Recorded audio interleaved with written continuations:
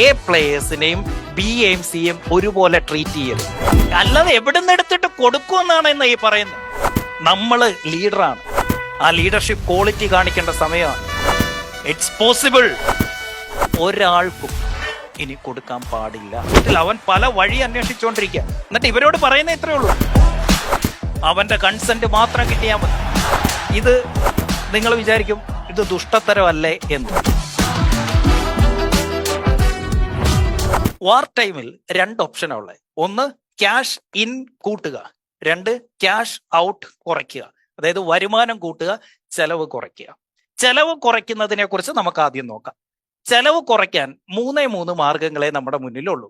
ഒന്നാമത്തത് നമ്മുടെ മേജർ ചെലവെന്ന് പറയുന്നത് ഒന്ന് സാലറിയാണ്, രണ്ട് റെന്റ് ആണ്, മൂന്ന് നമ്മളുടെ വെൻഡേഴ്സ് ആണ്, സപ്ലൈസ്. മൂന്ന് ഫിക്സഡ് എക്സ്പെൻസ് ആണ് നമുക്ക് മെയിൻ ആയിട്ട് വരുന്നത്. ഒന്ന് സാലറി, രണ്ട് റെന്റ്, മൂന്ന് നമ്മുടെ വെൻഡേഴ്സ് അല്ലെങ്കിൽ ബാങ്ക് അല്ലെങ്കിൽ നമ്മൾ സ്ഥിരമായി പൈസ കൊടുത്തുകൊണ്ടിരിക്കുന്നവർ. അപ്പോ ഈ മൂന്നിലും നമുക്ക് ചെലവ് കുറയ്ക്കണം. അതിൽ ഒന്നാമത്തത് ശ്രദ്ധിച്ച് കേട്ടോണം. ഇത് നിങ്ങൾ വിചാരിക്കും ഇത് ദുഷ്ടത്തരമല്ലേ എന്ന്. നമ്മൾ മുമ്പേ പഠിച്ചില്ലേ? ഒന്ന് നേരെ ഇരുന്നേ. Inhale, exhale. ശ്വാസം എടുത്തേ. ഇപ്പോഴത്തെ പ്രശ്നം എന്താ? അകത്തേക്ക് എടുക്കാനൊന്നുമില്ല, മാർക്കറ്റിൽ നിന്ന് കാശ് കിട്ടുന്നില്ല. അപ്പോഴും നമ്മളുടെ പുറത്തേക്ക് ഇങ്ങനെ പോയിക്കൊണ്ടിരിക്കുകയാണ് ശ്വാസം. എത്ര നാൾ, എത്ര ദിവസം, എത്ര മാസം? അതുകൊണ്ട് ഇവിടെ നമ്മൾ ക്രൈസിസിന് മുന്നേ കൊടുത്തുകൊണ്ടിരുന്ന സാലറി ഒരാൾക്കും ഇനി കൊടുക്കാൻ പാടില്ല, ക്രൈസിസ് മാറുന്നിടം വരെ. ശ്രദ്ധിച്ച് കേൾക്കുക. ഇവിടെ ഇരിക്കുന്ന എംപ്ലോയീസിന് ചിലപ്പം ചൊറിഞ്ഞു വരും, ഇപ്പം ചിലപ്പോൾ ചാറ്റി വന്ന് ചീത്ത വിളിക്കും. പക്ഷേ ഇതാണ് ഒരു ബിസിനസ്സുകാരൻ ചെയ്യേണ്ടത്. ഒരു ബിസിനസ്സുകാരൻ എന്ത് ചെയ്തേ പറ്റൂ? ഡ്യൂറിങ് ക്രൈസിസ് എല്ലാ ചെലവും കുറയ്ക്കണം. നമ്മളുടെ ആവശ്യമില്ലാത്ത ലൈഫ് സ്റ്റൈല്, നമ്മളുടെ ആവശ്യമില്ലാത്ത സ്പെൻഡിങ്, ഇതൊന്നും ഞാൻ എടുത്തു പറയുന്നില്ല. പക്ഷെ മേജർ എക്സ്പെൻസ് ആയിട്ടുള്ള, ഏറ്റവും വലിയ എക്സ്പെൻസ് ആയിട്ടുള്ള സാലറി കട്ട് ചെയ്യാൻ എന്താണ് ചെയ്യേണ്ടത്? എല്ലാവരുടെയും സാലറി ഒരുപോലെ കട്ട് ചെയ്യരുത്. നമ്മുടെ എംപ്ലോയീസിനെ 3 കാറ്റഗറി ആയിട്ട് തിരിക്കണം. ഒന്ന് എ പ്ലേയേഴ്സ്, രണ്ട് ബി പ്ലേയേഴ്സ്, മൂന്ന് C players. A B C എല്ലാവരെയും ഒരുപോലെ ട്രീറ്റ് ചെയ്യരുത്. കാരണം നമ്മളുടെ ബിസിനസ്സിന് ഏറ്റവും ആവശ്യമുള്ളതാണ് എ പ്ലേയേഴ്സ്. ഇവരെ കൂടുതൽ വെറുപ്പിക്കരുത്. ഇവർക്കായിരിക്കണം ഏറ്റവും ആദ്യം ശമ്പളം കൊടുക്കുന്നത്. ഇവരായിരിക്കും. കാരണം ഇവര് നല്ല സ്കില്ലുള്ളവരാ, കഴിവുള്ളവരാ. ഇവരിങ്ങനെ നോക്കുകയാണ്, ഒരു ക്രൈസിസ് വന്ന സമയത്ത് ഇയാൾ എന്റെ ശമ്പളം തരുന്നില്ല, ഇയാൾ എനിക്ക് വേണ്ടതൊന്നും ചെയ്യുന്നില്ല, ഇവനെ പൊക്കിക്കൊണ്ട് പോകാൻ നമ്മൾ മുമ്പേ പറഞ്ഞില്ലേ, റിസർവ് ഫണ്ട് ഉള്ള ഇഷ്ടം പോലെ കമ്പനികൾ കാത്തിരിക്കുക ഇവനെ പൊക്കാൻ. ഇവനും നോക്കിക്കൊണ്ടിരിക്കുക. ഈ ക്രൈസിസ് സമയത്തും കൃത്യമായി ശമ്പളം കൊടുത്ത ഏതൊക്കെ കമ്പനികളുണ്ട് അവിടേക്ക് ഇവൻ റെസ്യൂം അയക്കും, ഈ ക്രൈസിസ് തീർന്നാൽ ഉടനെ, അല്ലെങ്കിൽ ഈ ക്രൈസിസിന്റെ ഇടയ്ക്ക് തന്നെ. അതുകൊണ്ട് എ പ്ലേയേഴ്സിനെയും ബിയെയും സിയും ഒരുപോലെ ട്രീറ്റ് ചെയ്യരുത്. ഇവരാണ് നമ്മളുടെ റവന്യൂ ജനറേറ്റേഴ്സ്. ഇവര് കാരണമാണ് നമ്മുടെ ബിസിനസ് നിലനിൽക്കുന്നത്. അതുകൊണ്ട് തന്നെ പേ ദം ഫസ്റ്റ്. ആദ്യം അവർക്ക് സാലറി കൊടുക്കുക. ഇവരുടെ സാലറി എന്ന് പറയുന്നത് ഇപ്പം 10,000 ദിർഹംസ് മേടിച്ചുകൊണ്ടിരിക്കുന്ന ഒരാളാണെങ്കിൽ, 1,00,000 രൂപ ശമ്പളം മേടിച്ചുകൊണ്ടിരിക്കുന്ന ഒരാളാണെങ്കിൽ അവർക്കൊരു 60 to 70,000, 60 തൊട്ട് 70% വരെ ബേസ് സാലറി കൊടുക്കുക. ബാക്കി എഗൻസ്റ്റ് പെർഫോമൻസ് അല്ലെങ്കിൽ എഗൻസ്റ്റ് കളക്ഷൻ ആക്കി മാറ്റുക. ഓക്കെ, അപ്പം അവർക്കും അറിയാം ഇത് ക്രൈസിസ് ആണ്, പൈസ വരുന്നില്ല.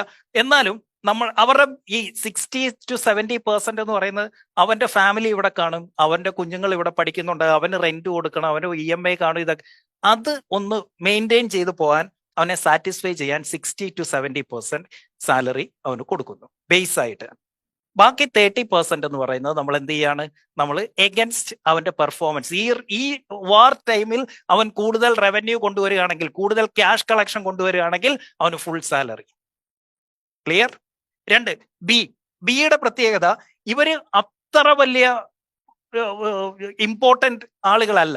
അപ്പം ഇവരുടെ പ്രത്യേകത എന്ന് പറയുന്നത് ഇവരെ നമുക്ക് 50% സാലറിയിലേക്ക് കട്ട് ചെയ്യാൻ പറ്റണം. മറ്റേ 60 to 70 ആണെങ്കിൽ ഇവര് 40 to 50% സാലറി കട്ട് ചെയ്യാം. എന്നിട്ട് ഇവരെ മൾട്ടിപ്പിൾ റോൾസിലേക്ക് ഇടണം.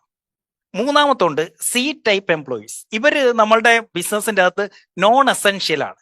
അപ്പോൾ ഒന്നെങ്കിൽ ഇവരെ എക്സിറ്റ് അടിക്കുക, അല്ലെങ്കിൽ ഇവർക്ക് ലോങ് ടൈം ലീവ് കൊടുക്കുക. ഇവരോട് പറയാം, ഓക്കെ ഇപ്പം നിങ്ങൾ നാട്ടിൽ പോയിക്കോ, പരിപാടിയൊക്കെ കഴിയുമ്പോൾ ഞാൻ വിളിക്കാം, വിസയൊക്കെ ഇവിടെ തന്നെ ഉണ്ട്, നിങ്ങൾ വരുമ്പോൾ ആ സമയത്ത് നമുക്ക് തിരിച്ചെടുക്കാം കേട്ടോ. ഇത് സൗദി നടക്കത്തില്ല, UAE നടക്കത്തില്ല, ഇങ്ങനൊന്നും പറയല്ലേ. ഇതൊക്കെ ഡെയിലി ഇവിടെ ചെയ്തുകൊണ്ടിരിക്കുന്ന കാര്യമാണ്. നമ്മൾ എങ്ങനെ ഇത് അവരോട് പ്രസന്റ് ചെയ്യണം എന്നുള്ളത്, നമ്മളും അവരും അവരുടെ കൺസെന്റ് ഇല്ലാതെ ഇത് ചെയ്യാൻ പറ്റത്തില്ല. അവിടെയാണ് ലീഡർഷിപ്പ് ക്വാളിറ്റി വരുന്നത്. നമ്മൾ ലീഡറാണ്, ആ ലീഡർഷിപ്പ് ക്വാളിറ്റി കാണിക്കേണ്ട സമയമാണ്. ഇറ്റ്സ് പോസിബിൾ, അവന്റെ കൺസെന്റ് മാത്രം കിട്ടിയാൽ മതി.